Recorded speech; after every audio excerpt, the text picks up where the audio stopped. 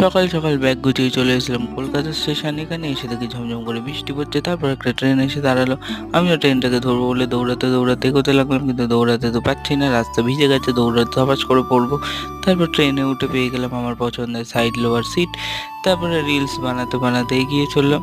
তারপরে একটা সুন্দর দৃশ্যও দেখতে পেলাম, সূর্য অস্ত যাচ্ছে আর পাহাড়। তারপর একটা ভ্যালির মতো সুন্দর জায়গাও দেখতে পেলাম।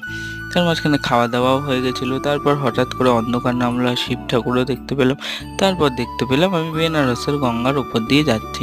আর বেনারসের সঙ্গে তো আমার আলাদাই অ্যাটাচমেন্ট, তাই মনটা ভরে গেল। তারপর দেখি রাত 3টে বাজে, এখন রাতের খাওয়া দাওয়াও সেরে নিয়েছি তার আগে। তারপর প্রায় 5টা বাজতে যায়, আমার অন্ধকার জায়গায় দাঁড় করিয়েছে। তারপরে দেখি 5:30 বাজতে যায়, আমার ট্রেন আমার গন্তব্যে এসে গেছে। গন্তব্যে এসে দাঁত দিয়ে একদম দাঁত বার করে ফেলেছি, আনন্দ তো হচ্ছে না। এই আমার গন্তব্য স্টেশন। দেখা হচ্ছে আবার পরবর্তী ভিডিওতে।